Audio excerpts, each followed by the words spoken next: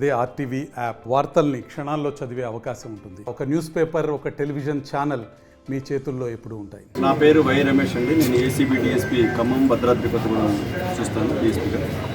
ఈరోజు ఇక్కడ పాల్వంచ రావడం జరిగింది. ఇక్కడ పాల్వంచ టౌన్ ఎస్ఐ బాణాల రాము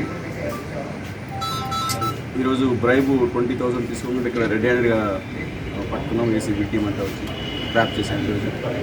దీనికి ఏంటంటే దీనికి ఈ పాల్వంచ టౌన్ పోలీస్ స్టేషన్లో క్రైమ్ నెంబర్ 286/24 కింద సీరపు శ్రావణి అనే ఆవిడ ఒక కంప్లైంట్ ఇస్తుంది. కంప్లైంట్ని కోర్టు రిపోర్ట్గా వస్తుంది. ఆ కంప్లైంట్ వచ్చిన తర్వాత కేసు రిజిస్టర్ చేస్తారు. ఎస్ఐగా రిజిస్టర్ చేసినటువంటి కేసుకి సంబంధించిన అక్యూజులు, ఇందులో 5 అక్యూజులు ఉన్నారు. ఈ 5 అక్యూజులు కలిసి ఈ కంప్లైంట్ సీరపు శ్రావణిని బెదిరించారని చెప్పేసి ఆవిడ కంప్లైంట్ ఇస్తుంది. ఈ బెదిరించిన దానికి సంబంధించి వాళ్ళని అరెస్ట్ చేయడానికి, వాళ్ళ 5గురిని అరెస్ట్ చేసి ఛార్జ్షీట్ ఫైల్ చేయడానికి ఆయన ఒక 20,000 రూపీస్ డిమాండ్ చేశాడు అమౌంట్. నెక్స్ట్ అతను ఆమె సీరపు శ్రావణి తరఫున ఎవరైతే అడ్వకేట్ వదంతా తీసుకొని ఉన్నారో ఆ అడ్వకేట్ గారు ఇందులో కంప్లైంట్ ఆయన వచ్చి ఏసీబీని ఆశ్రయించడం జరిగింది. ఏసీబీ ఇమ్మీడియట్గా నెక్స్ట్ టాస్క్లో దిగిన తర్వాత ట్రాప్ చేసి అతనికి ఈరోజు ఎవరైతే ఉన్నారో పిటిషనర్ లక్ష్మారెడ్డి గారు ఆయన అమౌంట్ ఇస్తుండగా 20,000 రెడ్ హ్యాండెడ్. నా పేరు లక్ష్మారెడ్డి, హైకోర్టులో అడ్వకేట్గా ప్రాక్టీస్ చేస్తాను. అప్పుడప్పుడు కొన్ని కేసులో కొత్తగూడెం కోర్టులో కూడా చేస్తూ ఉంటాను.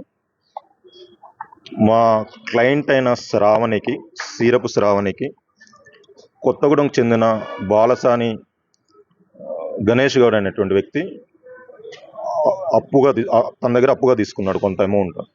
ఆ అమౌంట్ ఇవ్వకుండానే అతను చనిపోయాడు. వాళ్ళ లీగల్ హెయిరర్స్ అయిన వాళ్ళ భార్య మీద, అనురాధ, వాళ్ళ కశ్యప్ గౌడ్, నిశాంత్ గౌడ్ అనే ముగ్గురు మీద Kothagudem principal senior civil judge కోర్టులో మనీ రికవర్ సూట్ వేసి వాళ్ళ ప్రాపర్టీ ఏదైతే ఉందో ఆ ప్రాపర్టీ మీద అటాచ్మెంట్ ఆర్డర్ తీసుకున్నాం.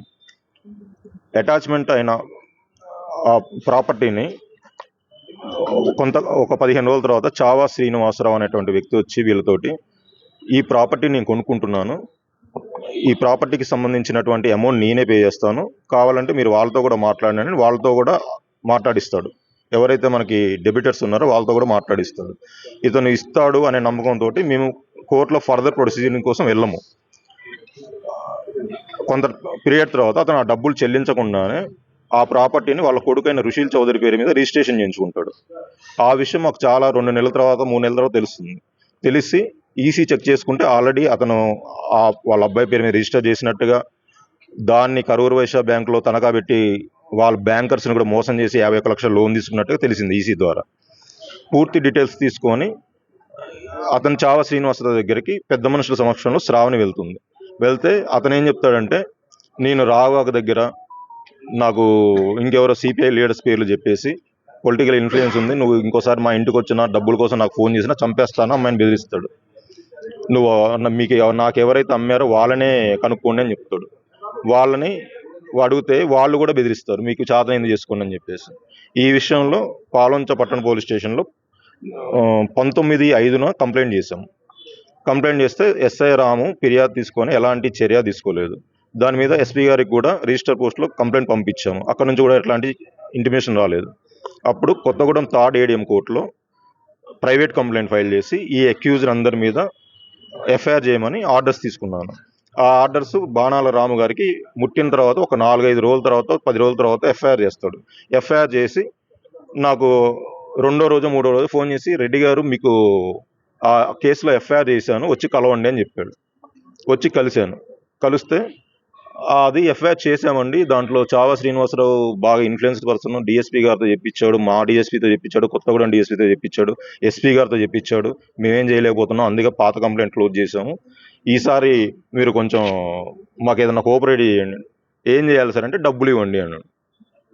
ఎంత చెప్పండి అన్నా.